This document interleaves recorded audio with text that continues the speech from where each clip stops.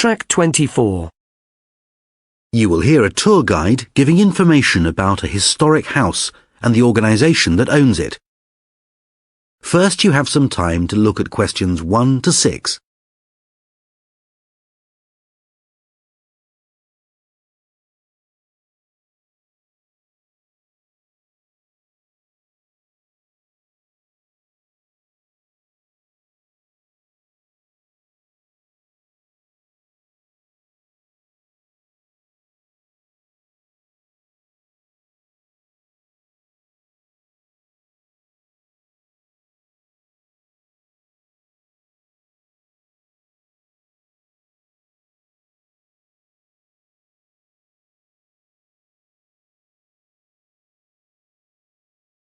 Now listen carefully and answer questions 1 to 6.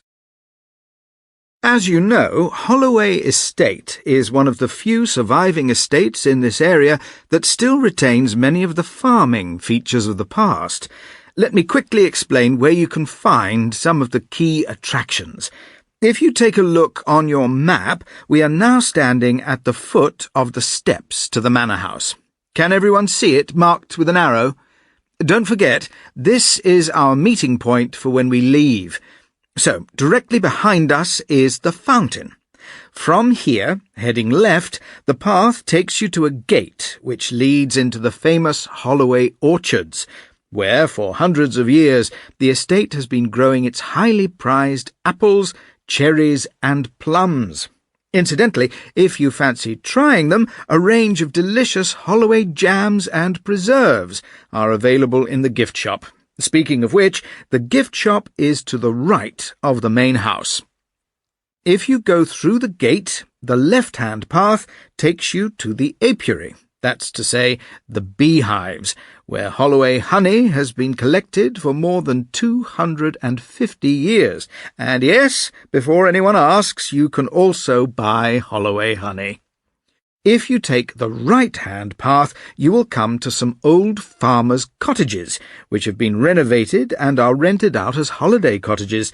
Please feel free to admire them from the outside, but as there may be guests staying in them right now, please respect their privacy.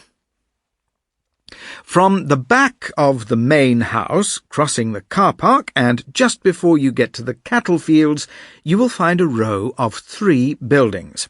The middle one is the old dairy. The dairy is actually working, producing butter and cheeses using traditional methods.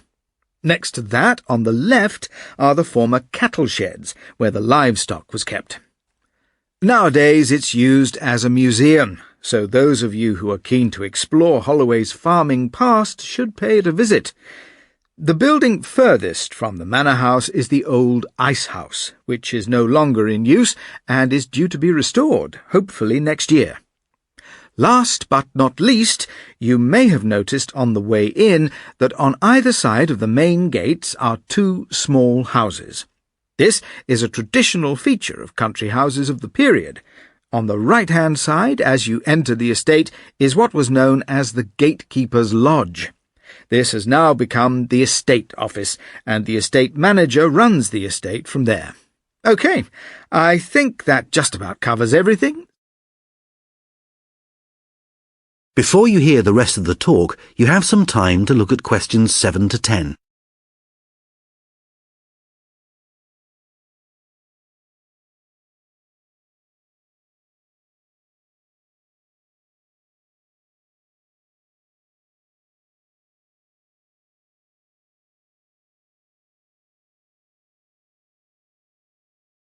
Now listen and answer questions 7 to 10.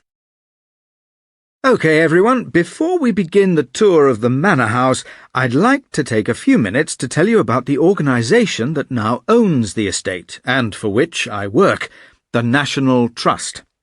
The National Trust is the largest membership organisation in the UK, with 4.24 million members. Our annual revenue is £494 million. At the present time, we have 5,899 paid members of staff and an additional 62,000 volunteers. That's an approximate number because new volunteers are joining us all the time. The Trust owns about 350 heritage properties. Many of these are large country houses that the owners donated to us because they could no longer afford to maintain them. The Trust also owns gardens and industrial monuments. The Trust's sources of income include membership subscriptions, entrance fees, donations, and revenue from the gift shops and restaurants within our properties, with much of the money raised being invested back in the preservation of the properties themselves. And, of course, this is the principal purpose of the National Trust, the conservation and protection of historical places and spaces, with a view to making them available to the public. As well as owning stately homes and houses associated with famous people, the National Trust has gradually extended its collection of art, and it also owns valuable books, clothing, furniture, ceramics, and all kinds of unusual objects. Now, if you would like to join the National Trust, I have the forms here, or you can visit our website and join online. You'll get unlimited access to hundreds of wonderful days out across the country. Lifetime membership costs £1,555, but most members join for a year at a time.